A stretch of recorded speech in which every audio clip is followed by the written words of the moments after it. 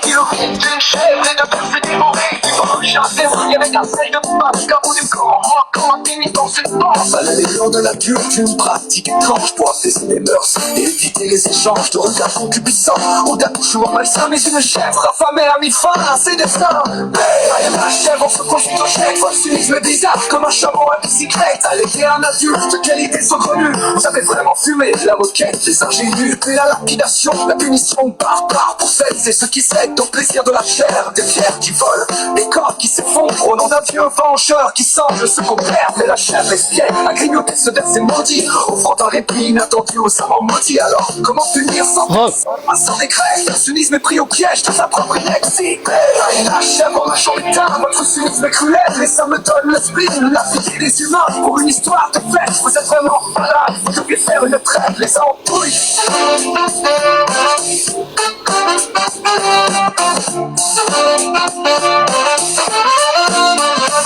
Et la lapidation, la punition barbare pour celles et ceux qui cèdent au plaisir de la chair. Des pierres qui volent, des corps qui s'effondrent au nom d'un dieu vengeur qui semble se complaire. Mais la chèvre espiègle, la grignoté ce verset maudit, offrant un répit inattendu aux amants maudits. Alors comment punir sans texte, sans loi, sans décret? Le cynisme est pris au piège de sa propre ineptie.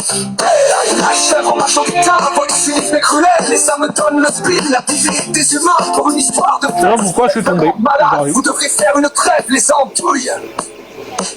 Aïcha raconte l'histoire avec un air contrit, mais on sent bien qu'elle jubile en secret dans son lit. Cette chèvre salvatrice, cette piquette héroïque, a fait plus pour la liberté que tous vos kiffs antiques. Elle a mis en lumière les contradictions flagrantes de ce dogme rigide et de ses lois indigentes. Alors, remercions-la d'avoir osé transgresser et d'avoir mis le sunnisme face à son absurdité. On condamne la chèvre en grand pour après. Votre sunnisme est terrible comme un yaourt oublié. Allez pour l'élimination, quelle mission du monde vous devrez vous mettre à la page des vieux racards, bande de cons.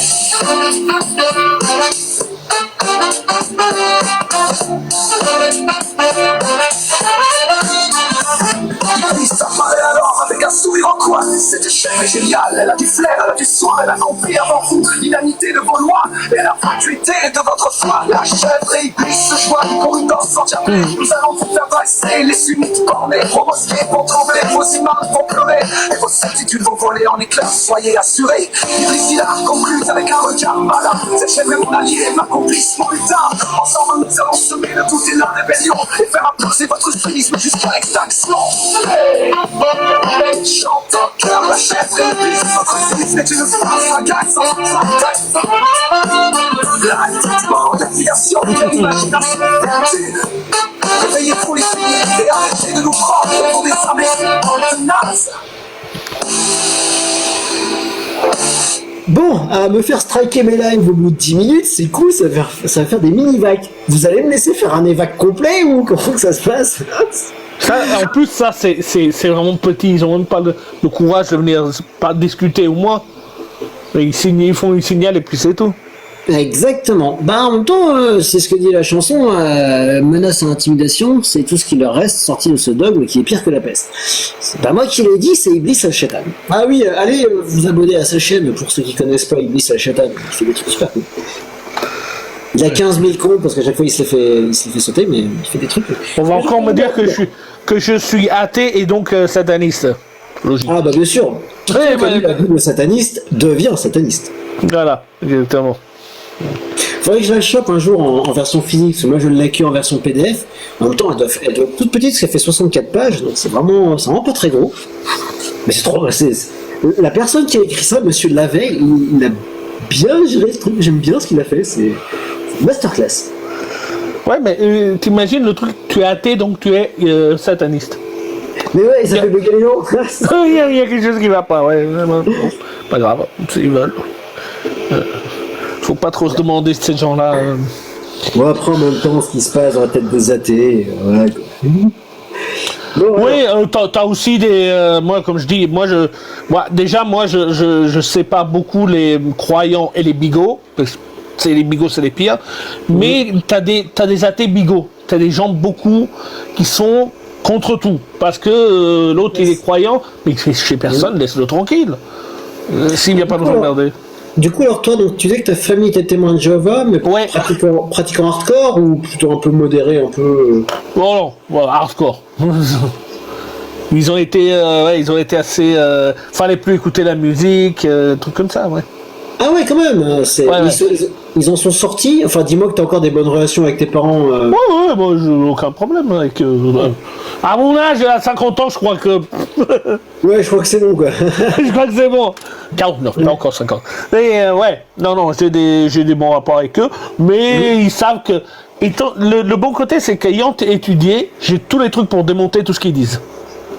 Ah ouais, donc en fait, Ouais, l'exemple que je peux te faire, c'est que Noël, par exemple, je t'ai raconté mes affaires, mais il y a un pourquoi, j'ai eu un petit AVC. Bon, c'est arrivé, tout va bien, je vais bien maintenant, mais la famille, quand elle vient te voir que toi, t'es à l'hôpital, eh ben, ils essayent de te parler de religion.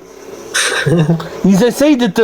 Ouais, mais si tu croyais... ouais, mais si je croyais... moi, je crois qu'il y a le médecin qui va m'aider.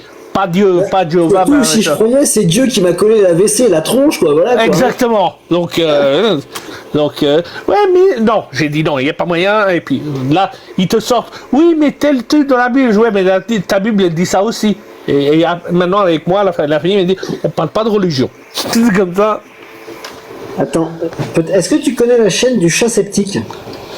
Ça me dit quelque chose. Non, je connais surtout en italien, je suis des trucs de religion, je dois dire, hein, dernièrement. Mais alors, chat sceptique. Chat sceptique, ça me dit quelque chose, non, j'ai dû entendre. Si tu tapes chat sceptique prière. Je vais te mettre le. Voilà, je vais te mettre le. Hop là, je vais te mettre l'image en grand. Comme ça, tu pourras faire un petit screen qui va bien. Allez, fais-moi une mise au point, voilà. Tac. Ah, ok. Elle a fait un petit screen. Et donc, en fait, la prière a effectivement été testée scientifiquement.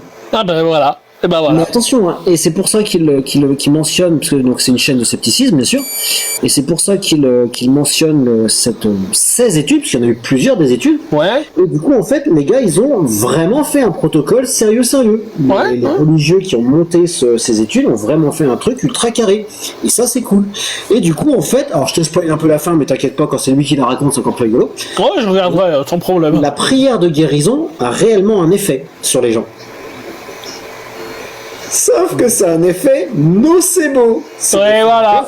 Placebo. Ouais. Parce qu'en fait, en général, et donc ils se sont rendus compte quand tu fais des tests en double aveugle contre placebo, ils se sont rendus compte que les gens pour qui on disait qu'on va prier et qu'on priait, ils mettaient plus de temps à guérir par rapport aux gens à qui on n'a rien dit et qu'on a prié quand même. Pourquoi ? Parce qu'en général, tu dis pas à quelqu'un je vais prier pour toi quand il a un petit rhume. Ouais. En général, tu dis à quelqu'un je vais prier pour toi quand c'est une maladie quand même assez grave pour qu'on prie pour lui. Et donc du coup, dans la tête des gens, c'était waouh, si on prie pour moi, c'est que ma maladie est grave. Et du coup, bah ça induit du stress. Ouais. Et le stress, bah ralentit. C'est logique, mais c'est logique en plus, c'est totalement logique. C'est totalement logique. Si tu aimes pas quelqu'un de religieux, si tu l'aimes pas, tu dis toi, je sais que t'es malade. Je vais prier pour toi. Je sais que tu as une maladie. Je sais, j'ai prié pour toi. moi, ça me débecte. La religion en elle-même me débecte, quelle qu'elle soit. Hein. Tous les trucs, ça me. Tu veux croire, tu as besoin d'un Dieu. Ok, à la limite, tu peux dire, bon, pourquoi pas. Mais lui donner des choses au petit homme magique là-bas, les pouvoirs, la guérison, ça me dit, mais attends, Dieu il m'a guéri, mais c'est Dieu aussi qui t'a donné ton cancer, pourquoi t'as guéri alors? Pourquoi il te l'a donné déjà? En général, qui c'est qui profite de ça? Dieu, comme Dieu n'existe pas, les prophètes sont plus de ce monde, ben c'est les hommes de pouvoir, les hommes d'église, les imams, les prêtres, les rabbins, les scriptures. C'est eux qui profitent de ces conneries-là. Donc c'est un système de prise de pouvoir. Et si les dieux des livres existaient réellement, alors déjà je leur pisserais dessus bien fort, mais en fait non, ils peuvent pas exister, c'est physiquement pas possible. Quand tu lis le bouquin, c'est physiquement pas possible. Donc, moi je dis toujours, on me dit quand tu mourras, tu te trouveras devant Dieu, comment tu vas faire? Alors déjà, je vais pas me retrouver devant Dieu ou qui que ce soit, mais si je me retrouve devant Dieu, je vais lui dire, mon gars, j'ai 2-3 choses à te dire, parce que t'es pas bien, t'as fait de la merde. Tiens, salut Fable. Salut. Attends. Ma tête est en dessous. Bon, attends, je vais caler l'image après. Bonsoir. Bonsoir Tommy. Bonsoir Jack. Ou Antonio, comme tu voulais. Et non, mais je monte tout de suite vraiment parce que je me disais, vraiment, c'est un argument enfin, c'est pas un argument, c'est ce qu'on entend souvent de personnes athées hein, comme nous, qui disent oui, mais laisse-les croire, ça leur fait du bien, machin. Voilà, donc leur religion, c'est bien, ça, c'est un dogme qui les aide. Moi, ce discours-là, je l'accepte pas. Voilà. Après, je sais pas ce que vous en pensez. Non plus. Enfin, si, je dis, laisse croire les gens ce qu'ils veulent, tant que la croyance n'a aucun effet sur eux ni sur les autres. Totalement d'accord. Moi, quand je le dis, pour croire ce qu'ils veulent, c'est... Excusez-moi, j'ai la gorge toute sèche. C'est de ne pas imposer à quelqu'un, mais j'ai pas envie qu'on m'impose non plus leur idée. Je vais boire, je reviens. Oui, mais quand c'est ne serait-ce qu'une personne proche ou le fait qu'il se fasse prendre pour un con par un dogme ou une connerie comme ça, moi, ça me fait du mal. Exactement. Rien que ça, sans aller plus loin, sans aller chercher sur les conséquences autres qui peuvent advenir là-dessus. Ça, déjà, moi, ça me fait du mal. Moi, de base, j'essaie d'aider la personne et puis dire, mais non, mais là, on prend pour un con, quoi. Exactement. Bah après, c'est ce que je dis. Si tu as une personne qui a une croyance, donc elle n'a pas de conséquences ni sur elle ni sur les autres, ça va. Mais s'il y a une croyance qui a une conséquence sur elle et sur les autres, comme par exemple, je sais pas, une personne qui dit, ben moi je peux voler, sans artifice, hein, je saute de la fenêtre et je peux voler, ben cette croyance a un impact sur elle et sur les autres. Parce que si elle saute et qu'elle se crache, ben même si elle se crache toute seule et dans la nature, voilà, ben il y a un impact sur elle. Si elle le fait en pleine ville et qu'elle se crache tout seul sur le sol, ben les gens qui l'ont vu, traumatisme psychologique. Si elle tombe sur une personne du 18e étage, bah, elle a un impact sur la vie de la personne sur laquelle elle est tombée. Si elle tombe sur le toit d'une voiture avec des occupants, bah, il peut y avoir aussi des dégâts. Donc, voilà. Après, si tu as une personne qui a une croyance comme la mienne, genre que l'accélération de l'expansion de l'univers n'est pas due à l'énergie noire, mais à l'effet de l'antiville gravitationnel généré par notre propre galaxie, cette croyance n'a aucun impact sur ni ma vie, ni celle des autres. Donc, bonjour. Salut Lisa. Bonjour. C'est quoi le problème avec le Coran? Si tu poses la question, c'est que tu l'as pas lu. Pareil pour ABL, qui me demande pourquoi j'ai mis un caca sur le Coran. Pourquoi j'ai mis un caca sur le Coran? Si tu poses cette question, c'est que tu l'as pas lu. Si, je l'ai lu, mais... Ah, il y a rien qui te choque dans le Coran? Non. À quel moment, enfin pour quelle raison, quelle qu'elle soit, pour quelle raison tu pourrais frapper ta femme? Est-ce que vous comprenez le Coran mieux que les compagnons du prophète? Je m'en fous, j'ai Ibn Kathir. Donc user, toi. Donc vous comprenez le Coran mieux que les compagnons, c'est ça? User, toi en particulier, est-ce qu'il y aurait une raison pour laquelle tu pourrais frapper ta femme? Non, mais même dans l'islam, c'est pas autorisé. Ah, si, attends, c'est bien ce qui est écrit. Hein. Free Jack, il est pour moi. Mais en fait, le Coran, il peut pas se lire tout seul. Il y a le Coran et la Sunna. User, tu es meilleur que le prophète. Mais je suis pas coraniste. Oui, mais c'est pas grave. Tu es en tout cas meilleur que le prophète. Vous êtes coraniste ou quoi? Moi, je suis pas coraniste. Pourquoi tu dis ça alors? Parce qu'en fait, le Coran, il peut pas se lire sans la Sunna. Exactement, mais t'inquiète pas, on va lire Ibn Kathir, ça va être pire. Toi, tu m'as dit... Non, mais même avant Ibn Kathir, il y a un récit d'un des compagnons du prophète qui explique ce verset. Toi, tu m'as dit qu'il n'y avait aucune raison, aucune raison. Si, le dernier recours, c'est ça, mais le compagnon du prophète, il a dit quoi? Il a dit, tu peux pas frapper à la tête, tu peux pas laisser le marque, tu peux pas faire mal. La seule manière, c'est de taper légèrement avec un siwak. Tu m'entends quand je parle franchement, ça va. Je vais devoir te muter. Ah, vas-y, dis-moi. Bien, donc c'est que tu m'entends. Tu m'as dit que toi, il n'y a aucune justification qui ferait que toi, tu serais amené à frapper ta femme. Et c'est bien. Tu es meilleur que Allah et le prophète. Parce que Allah, le prophète, il a jamais frappé de femme. Il frappait pas les petits enfants de 6 ans? Non. Je demande. Non, en fait, il a frappé sa Aïcha. Parce qu'Aïcha dit, il m'a frappé, ça m'a fait mal. Il m'a donné un coup à la poitrine, ça m'a fait mal. Donc voilà. Et sur la victomie, quand on parle, on apporte mes sources. Bougez pas, je vous l'apporte. Plouf. Alors, il est où mon Adit Momo qui frappe Aïcha. Voilà, c'est le Mouslim 974B. Blablabla. Où est-ce que tu étais? Il y a the Darkness, il y a un huge machin, il chante Gabriel. Puis il répondit le machin. Alors c'est moi qui me fait une chute là. Il me dit, give me a nudge on the chest. I felt and then he said. Voilà. Ah, live suspendu dans certaines régions. Ah, mais c'est fou ça. Je vais faire que des micro-capsules ce soir. Voilà. Ça, c'est des bons musulmans. Des bons musulmans qui veulent me pragmatiser parce que je parle mal de leur Papa Noël magique ou adulte.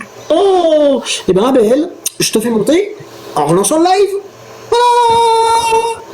Bougez pas. Alors, je vais quand même envoyer un commentaire pour dire que non, mon live ne contient pas le truc.